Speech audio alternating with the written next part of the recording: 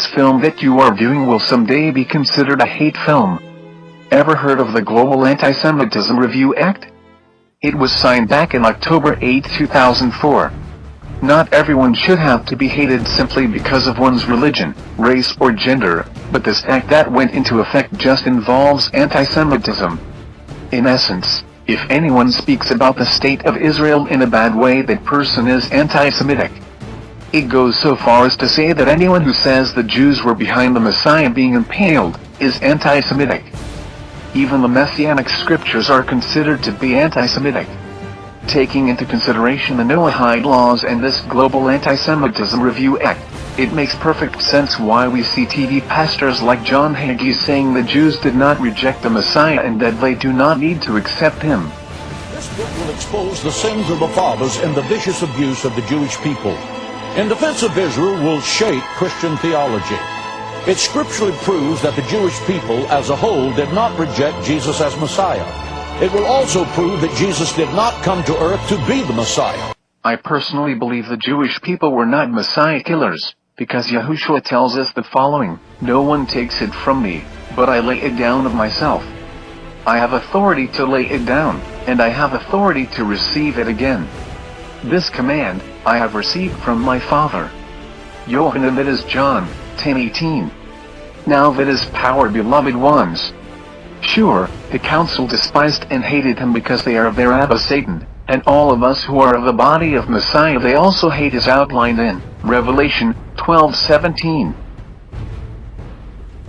According to the Noahide laws, if one believes in the Messiah, Yahushua, then they are guilty of idolatry.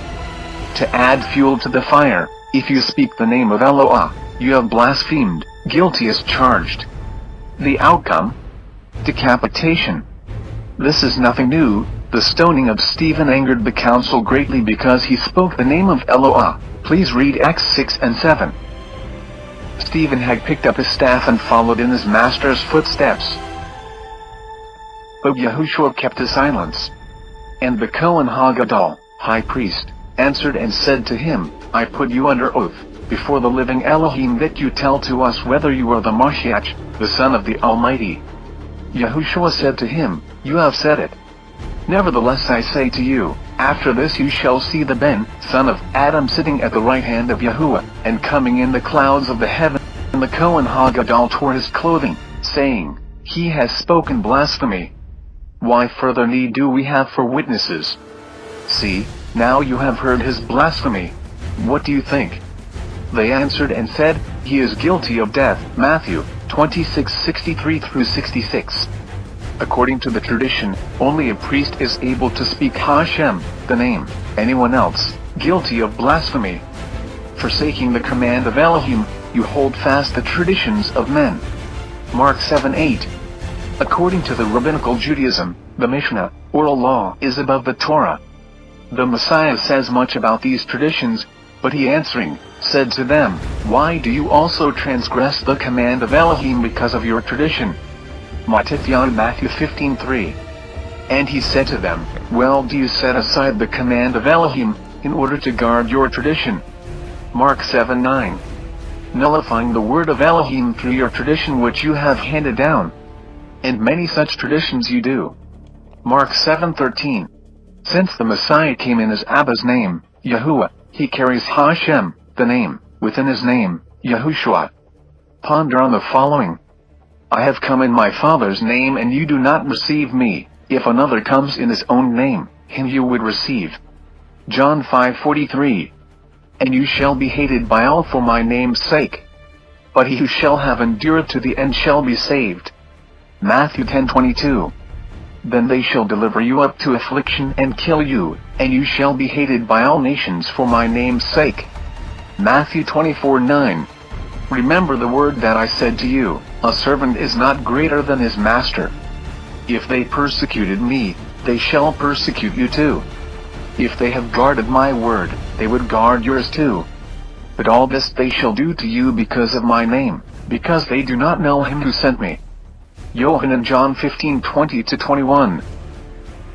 Many of you might be thinking, that was just for those early believers, there is no Sanhedrin now. If I may, Please find something sturdy to hold onto. The following information might be a lot to digest. The following information will show that indeed one person has become the authority that was needed to re-establish the Sanhedrin. There is a special commandment, not connected to time, but tied to our presence in Israel, to establish a Sanhedrin. The Rambam, which is the 12th century Rabbi Maimonides, describes the process exactly in the Mishnah Torah. When he wrote it, there was no Sanhedrin, and he, therefore, outlines the steps necessary to establish one. When there is a majority of rabbis in Israel who authorize one person to be an authority, he can then re-establish the Sanhedrin. Israel National News, Online Edition, December 9, 2004. This council power of the Sanhedrin has risen in our lifetime. On October 13th, the Sanhedrin, the highest tribunal of the Jewish state and religion, was re-inaugurated by a group of rabbis in Tiberis after 1600 years of absence. According to Jewish sources, last notice of the Sanhedrin dates around 425 AD, also in the city of Tiberis. After that, it ceased to exist. Israel National News Online Edition, October 13, 2004. Newly formed Sanhedrin ascend to Temple Mount in a dramatic but unpublicized move Monday. Members of the newly established Sanhedrin ascended the Temple Mount. Rabbi Chaim Richmond, also a member of the Sanhedrin, head of the Temple Institute in Jerusalem, hopes the body will bring about a revolution in Jewish jurisprudence. The revival of the Sanhedrin is also considered a crucial development in preparation for the Messianic age, and the rebuilding of the Temple. Arutz Sheva News, December 14, 2004. Still not convinced? There is more, much more. A unique ceremony, probably only the second of its kind in the past 1600 years, took place in Tiberis today, the launching of a Sanhedrin, the highest Jewish legal tribunal in the land of Israel. Arutz Sheva 20, 2005. Sanhedrin recognizes counsel to teach humanity laws of Noah. A group of non-Jewish delegates have come to Jerusalem to pledge their loyalty to the laws of Noah. They appear before the nascent Sanhedrin, which established a high council for Bnei Noah. Arutz Sheva News, June 9, 2006. Once the pains begin, and they have begun, beloved friends, they are not going to go away like some sticky band-aid. Oh no, they are going to go forth until the seventh trump. Yeah, it sure seems things are lining up. Soon you will be faced with drawing the line in the sand. Will you keep the marriage vows or submit to the Lamb-like laws? We could very well see the national Sunday law enforced just as in times past. The Sanhedrin and Pharisees used Rome to do their dirty work. The decree, edict, will go forth. All Gentiles found keeping the seventh-day Sabbath shall be found guilty of breaking the Noahide law and must be punished to the fullest. Decapitation. November 18, 2008, the Catholic Church told the EU to make a law of Sunday observance. Pope Benedict XVI declared in October 8, "Without Sunday worship we cannot live."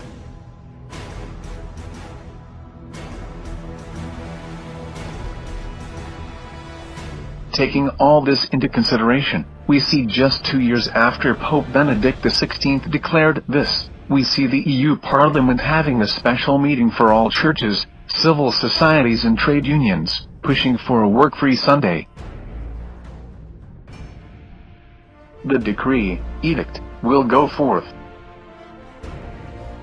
No Gentile shall be permitted to speak, Hashem, the name of YHWH. All who do have blasphemed and are found guilty of breaking the Jews' law, and shall be punished to the fullest. Decapitation.